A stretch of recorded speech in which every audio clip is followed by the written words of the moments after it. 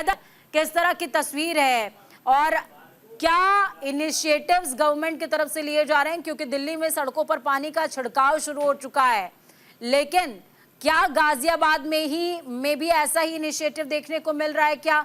क्योंकि आतिशी को आज लेटर लिखा है उपराज्यपाल ने और लेटर लिखते हुए कहा है पड़ोसी राज्यों से बात कर लीजिए, क्या पता समस्या का समाधान हो जाए।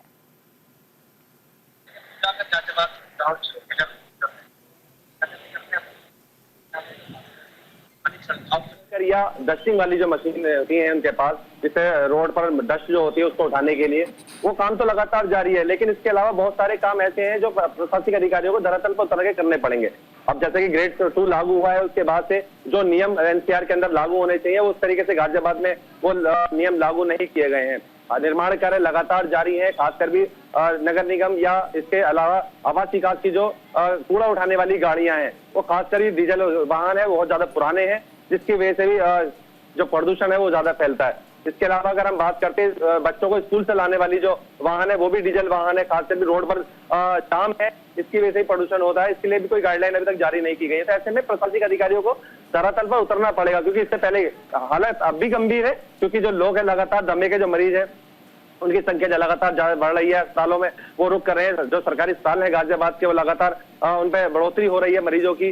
खासकर महिलाएं जो है, जो प्रेग्नेंट महिलाएं हैं, उनको खासकर परेशानी होती है, मॉर्निंग वॉक पर वो अवॉइड कर रही हैं। लोग जो है मास्क लगाकर या आंखों पर चश्मा लगाकर बाहर निकल रहे हैं। तो स्थिति तो गंभीर दिन पर दिन होती जा रही है, लेकिन प्रशासनिक अधिकारियों की जो सुध है वो अभी तक कहीं ना कहीं वो नींद जो है नींद वो खुली नहीं है। तो ऐसे में माना जा रहा है कि प्रशासनिक अधिकारियों को हालत खराब होने से पहले भी सोचना पड़ेगा। आतिशी ने जो मुख्यमंत्री हैं दिल्ली के, उन्होंने जो लेटर लिखा है उसको कहीं ना कहीं वो उनको पता है कि गाजियाबाद में खासकर भी जो नियम है वो एनसीआर के जो नियम है वो बहुत काफी देर से लागू किए जाते हैं, क्योंकि स्थिति ज्यादा गंभीर हो जाती है। हालांकि गाजियाबाद में पराली जलाने का कोई ऐसा मामला प्रकाश में नहीं आया और ना ही कोई किसानों पर एफआईआर दर्ज हुई है।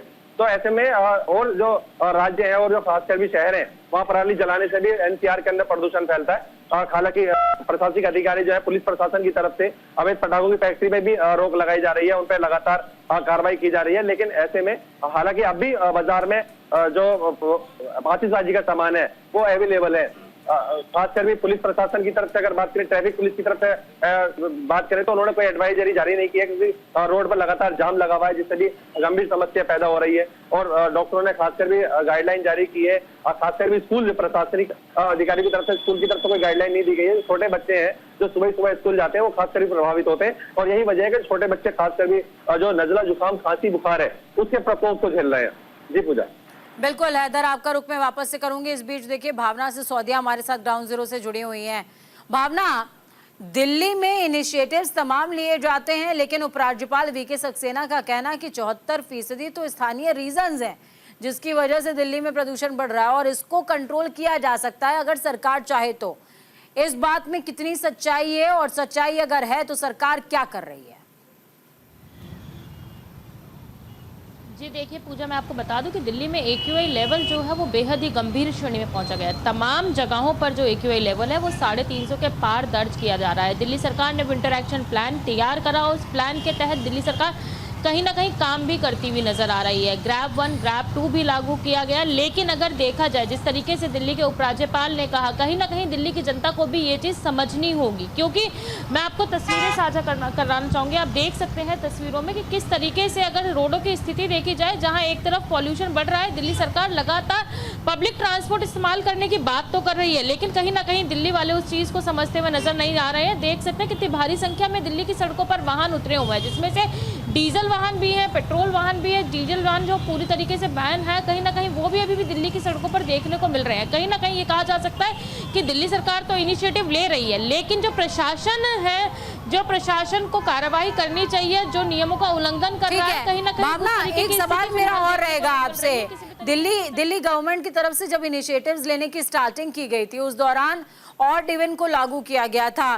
क्या ये लगता है ग्राउंड पर, क्योंकि ग्राउंड पर आप तमाम लोगों से रोज 2-4 होती हैं, उनसे मुलाकात करती हैं, बातचीत करती हैं, उनके मंतव्य से आप परिचित हैं, तो आपको क्या लगता है कि लोगों को ऑड इवन समझना ज्यादा इजी था या ग्रैब 2 और ग्रैब 1 इजी है? जी देखिए पूजा, जिस तरीके से लोग अपनी अभी फिलहाल दिल्ली की जनता अपनी मनमानी करती हुई नजर आ रही है, कहीं ना कहीं ये बात भी बिल्कुल सही है। और एक्यूआई लेवल लगातार बढ़ता जा रहा है, तो दिल्ली सरकार को सख्त रुख अपनाना पड़ेगा और ऑड इवन जो है लागू करना पड़ेगा। 350 एक्यूआई लेवल दर्ज किया जा रहा है। कुछ ही दिनों बाद जब दिवाली आएगी तो उम्मीद लगाई जा रही है कि दिवाली के बाद ये एक्यूआई लेवल और भी बढ़ सकता है। अगर 400 या 400 से ऊपर एक्यूआई लेवल देखा जाएगा तो दिल्ली में ऑड इवन भी लागू किया जाएगा। ये बात दिल्ली के पर्यावरण मंत्री गोपाल राय पहले से ही कह चुके हैं।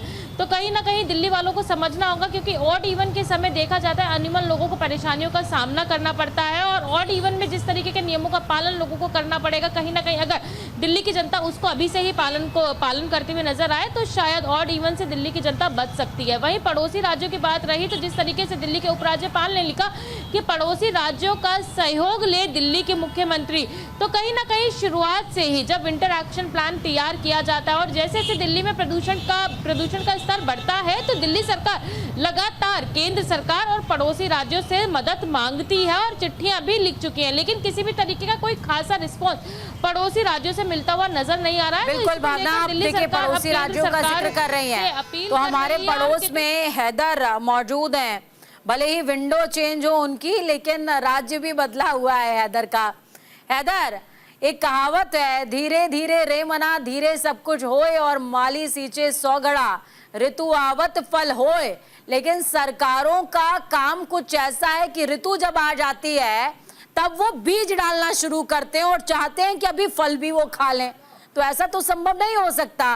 विंटर एक्शन प्लान आपको मेरे ख्याल से समर में प्रिपेयर करना पड़ेगा ताकि वो कायदे से एग्जीक्यूट हो पाए।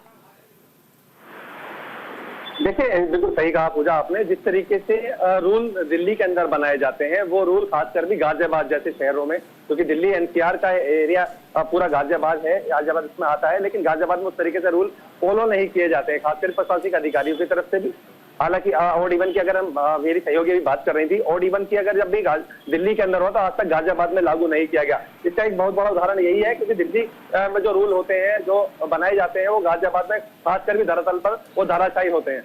और इसकी एक मुख्य वजह यही है क्योंकि जो लोग जागरूक तो हो जाएं, लेकिन प्रशासनिक अधिकारी जो अपने एसी वाले रूम में बैठे हुए हैं उनको बाहर निकलने की जरूरत ज्यादा है। तो उन्हें सोचना पड़ेगा, क्योंकि शहर उनका है, शहर में वो काम करते हैं, उनका एक कर्तव्य बनता है जनता के प्रति कि वो लोगों को क्या राहत दे सकते हैं। ऐसे में अगर देखिए, राज्य अलग बेशक हो सकता है, लेकिन जनप्रतिनिधि जो होता है उसका मेन काम यही होता है। योगी आदित्यनाथ हो, उन्होंने प्रदूषण को लेकर एक मुहिम उन्होंने पिछले साल आदेश जारी किए थे कि प्रदूषण लेवल कम होना चाहिए, तो उस टाइम पर सख्ती देखने को मिली थी। लेकिन इस टाइम पर अगर दिल्ली की मुख्यमंत्री अगर अपील करती है, राज्य उपराज्यपाल अपील अगर मुख्यमंत्री से करते हैं, तो वो पहले से प्रशासनिक अधिकारियों को सोचना पड़ेगा कि हम पहले से पहले ही मुख्यमंत्री के आदेश से पहले अगर हम काम करते हैं जनता को राहत मिलेगी। लेकिन ऐसा कोई रूल जो है गाजियाबाद के अंदर लागू नहीं होता, और यही वजह है कि भारी संख्या में BS4 की जो गाड़ियां हैं, डीजल वाहन जो है 10 साल पुरानी या 15 साल पुरानी पेट्रोल जो वाहन है, वो लगातार रोड पर चल रहे हैं।